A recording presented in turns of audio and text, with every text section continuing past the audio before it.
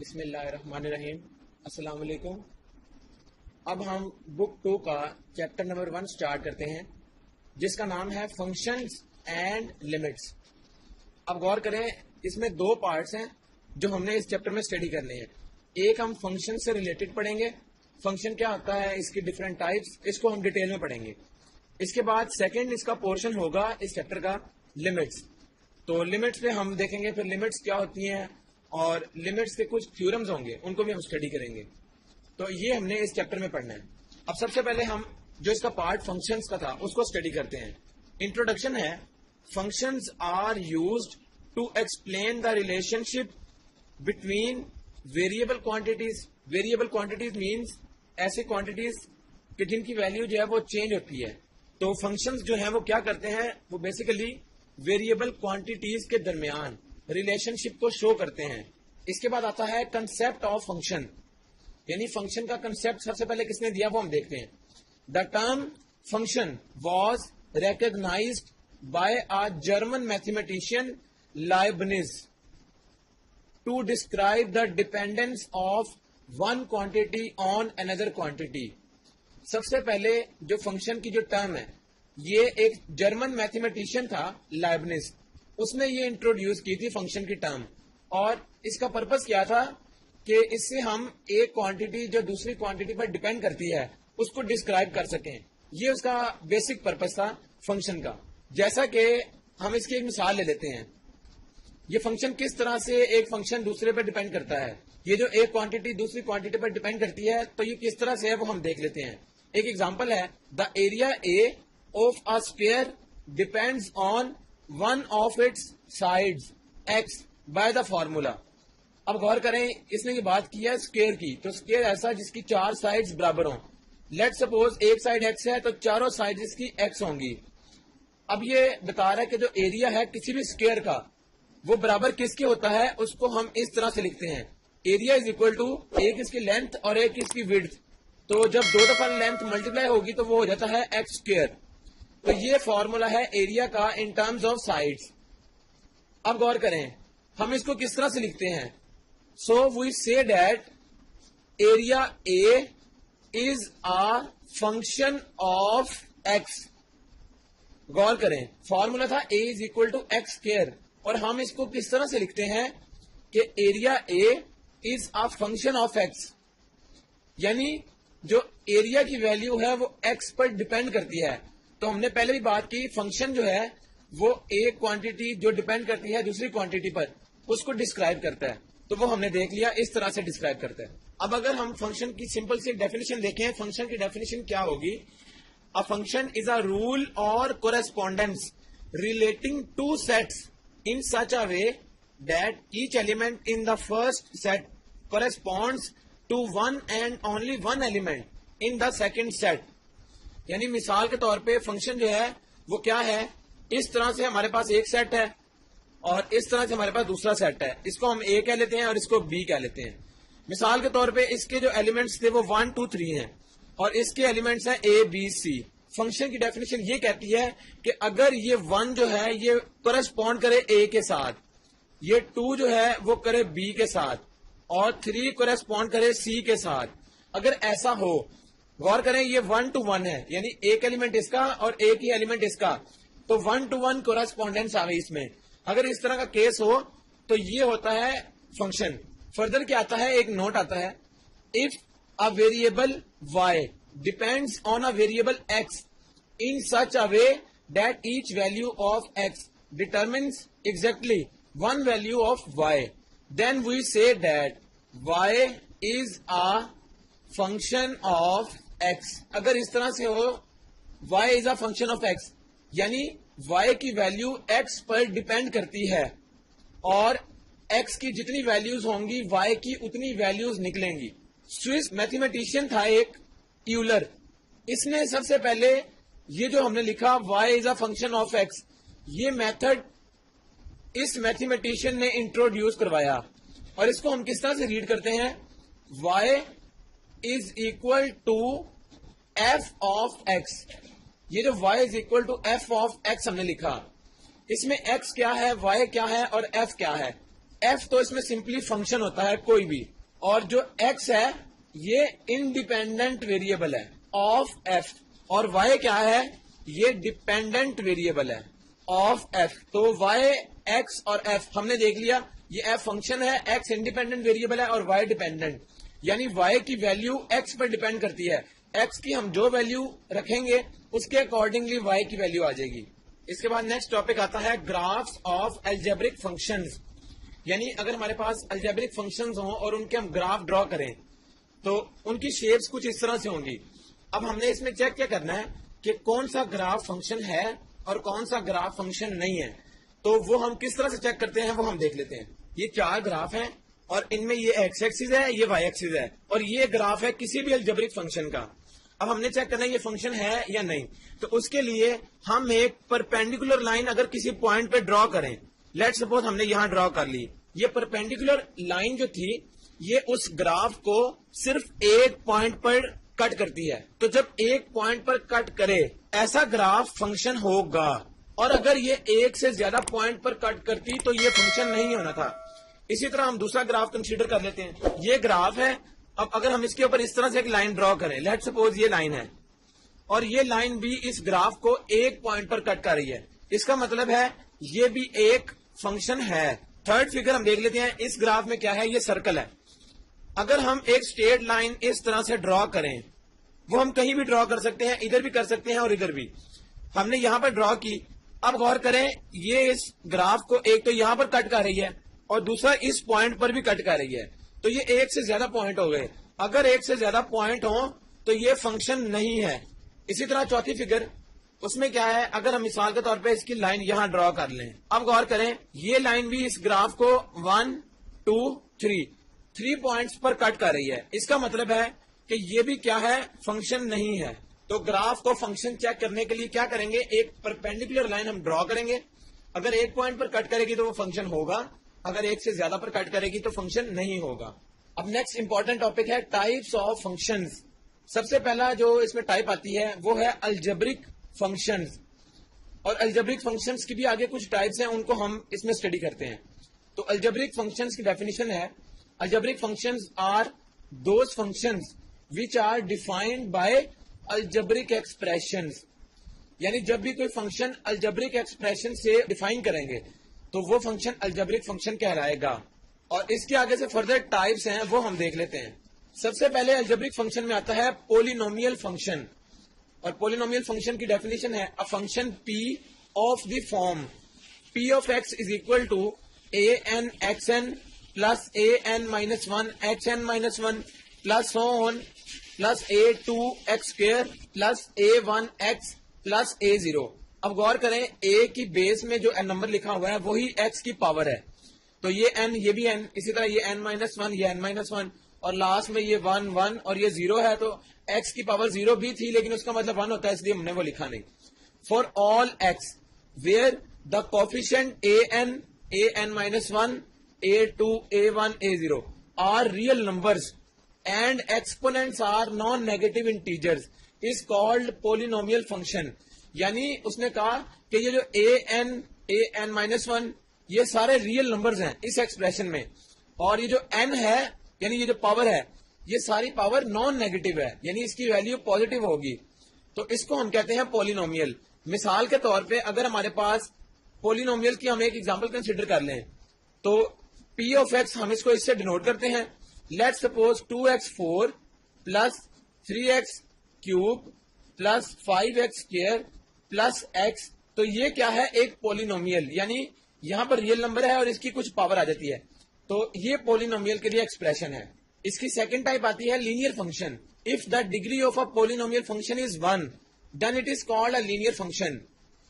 इसकी अगर हम एग्जांपल कंसीडर कर लें तो ऐसा फंक्शन जिसकी पावर 1 हो, 2x प्लस 1। अब गौर करें कि x की मैक्सिमम पावर यहां क्या है, 1, और यहां इसके साथ भी x है लेकिन उसकी पावर 0 है, तो मैक्सिमम पावर 1 है। अगर ये पावर 1 हो तो ऐसे फंक्शन को हम लीनियर फंक्शन कहते हैं। थर्ड फंक्शन आता है आइडेंटिटी फंक्शन, और इसकी भी definition, for any set x a function i from x to x of the form i of x is equal to small x for all x belongs to capital X is called an identity function। यानी ये जो x है, अगर इस x की जो value है वो बिलोंग करे कैपिटल X से, और कैपिटल X हमने पहले बात कर ली कि वो डिफाइंड है और वो सेट है, मेन सेट है। तो अगर इस तरह की कंडीशन आ जाए, यानी I of X is equal to X आ जाए, यानी एक्स की हम जो वैल्यू रखेंगे वो यहां आ जाएगी, तो ऐसे फंक्शन को हम आइडेंटिटी फंक्शन कहते हैं। फोर्थ इसकी टाइप है कांस्टेंट फंक्शन, और इसकी डेफिनेशन है let capital X and capital Y be sets of real numbers, a function C from X to Y defined by C of X is equal to A for all X belongs to capital X, A belongs to Y and fixed. यानी अगर कोई function इस तरह से हो, C of X is equal to, उसकी value आती हो 2। गौर करें, ये वैल्यू 2 एक तो फिक्स है और कांस्टेंट नंबर है। इसका मतलब है कि ये फंक्शन क्या है, कांस्टेंट, क्योंकि इसकी ए की वैल्यू है और वो फिक्स है, इसके अलावा कोई और वैल्यू नहीं आ सकती। तो ऐसे फंक्शन को कांस्टेंट फंक्शन कहते हैं। और एक फिफ्थ टाइप है, लास्ट टाइप अलजेब्रिक फंक्शंस की, वो है रैशनल फंक्शन। इसकी डेफिनेशन भी देख लेते हैं हम। A function r of x of the form px divided by qx where both px and qx are polynomial functions and q of x is not equal to 0 is called a rational function। इसको हम denote करते हैं r of x के साथ, और लिखने का style ये है p of x divided by q of x। एक कंडीशन ये है कि q of x की वैल्यू कभी भी 0 के बराबर नहीं होनी चाहिए। मिसाल के तौर पे हम एक एक्सप्रेशन ले लेते हैं, ये है 3x minus 1 divided by 2x plus 1। तो अब गौर करें, ये भी p ऑफ x एक पोलिनोमियल है और ये q ऑफ x ये दूसरा पोलिनोमियल है। अगर इस फॉर्म में फंक्शन लिखा जाए तो उसको हम रैशनल फंक्शन कहते हैं। दूसरे नंबर पे आती है टाइप्स ऑफ फंक्शंस में मेन ये टाइप है ट्रिग्नोमेट्रिक फंक्शंस। इसकी डेफिनेशन तो ऐसा सच नहीं है, यानी मिसाल के तौर पे y is equal to sine of x, ये एक फंक्शन है और इसको हम ट्रिग्नोमेट्रिक फंक्शन कहते हैं। इसी तरह y is equal to cosine of x, y is equal to tangent of x, sine का उल्ट होता है कोसिकेंड ऑफ x, कॉस का secant of x equal to y, और tangent x is equal to, इसका उल्ट होता है कोटेंजेंट x। ये 6 फंक्शंस हैं ट्रिग्नोमेट्रिक। इनमें से कोई भी फंक्शन अगर कहीं गिवन हो तो उसको हम ट्रिग्नोमेट्रिक फंक्शन कहते हैं। थर्ड मेन टाइप है inverse trigonometric functions. Let's suppose y की फॉर्म में ये डिफाइन है साइन इनवर्स ऑफ x, इसी तरह को साइन इनवर्स x और लास्ट टेंजेंट इनवर्स x। अगर हम इनके रेसिप्रोकल्स देखें, साइन का क्या था, कोसिकेंड इनवर्स x, कॉस का था सीकेंड इनवर्स x, और टेंजेंट का क्या था, कोटेंजेंट इनवर्स x। ये कहलाते हैं inverse trigonometric functions. Exponential function fourth type है, a function in which the variable appears as exponent or power is called an exponential function। अगर इस तरह से फंक्शन कोई गिवन हो, y is equal to e power x।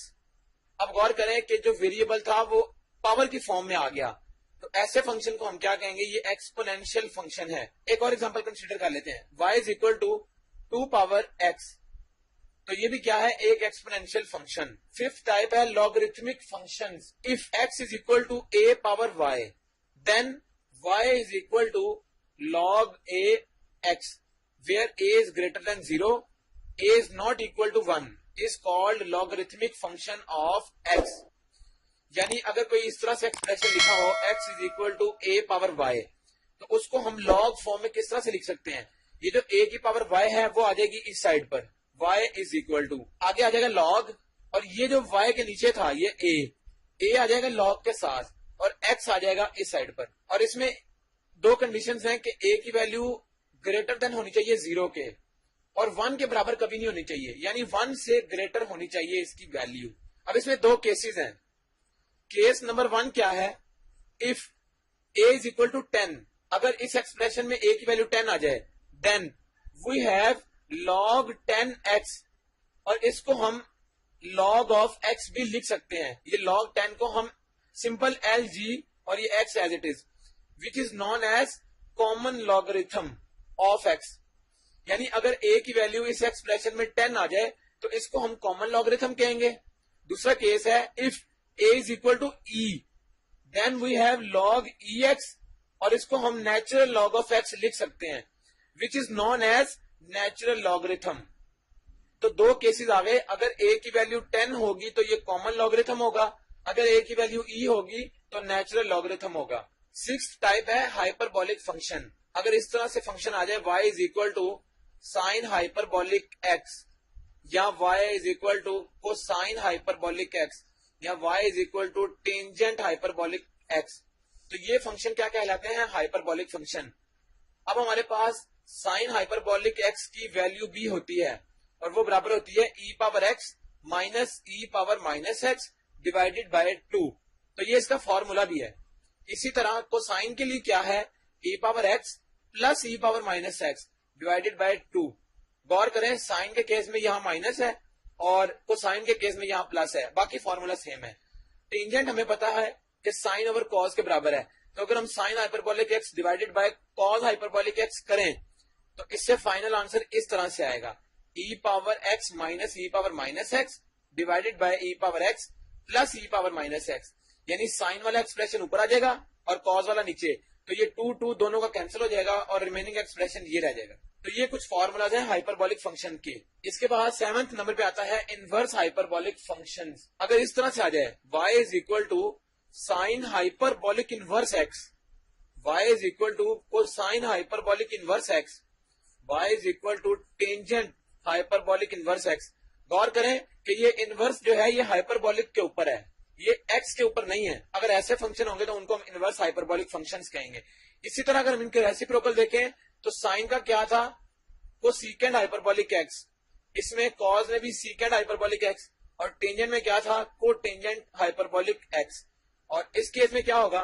इसमें भी वही cosecant hyperbolic inverse x, सीकेंड hyperbolic inverse x और टेंजेंट के लिए है cotangent hyperbolic inverse x। Types of functions में 8वीं टाइप है एक्सप्लिसिट फंक्शन और इसकी डेफिनेशन हम पहले देखते हैं। If y is easily expressed in terms of the independent variable x, then y is called an explicit function।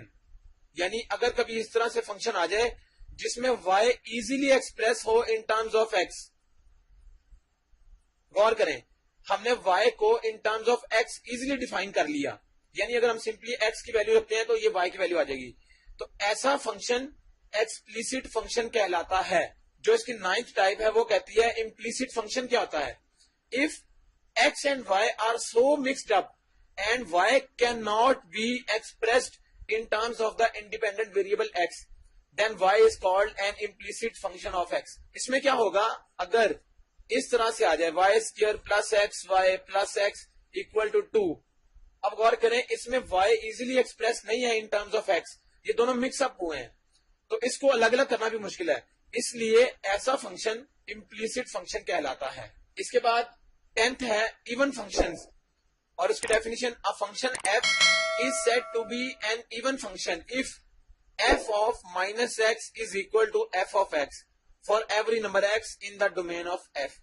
यानी अगर मिसाल के तौर पे ये फंक्शन हम इस तरह से लेते हैं, अगर कोई फंक्शन इस तरह से हो f of x is equal to ये x स्क्वायर, ये एक फंक्शन है, अगर हम इसमें x की जगह पुट करें माइनस x तो क्या होगा? गौर करें हमने x की जगह माइनस x पुट किया तो f of minus x is equal to ये आ जाएगा माइनस x का स्क्वायर और वो आ जाएगा x का स्क्वायर।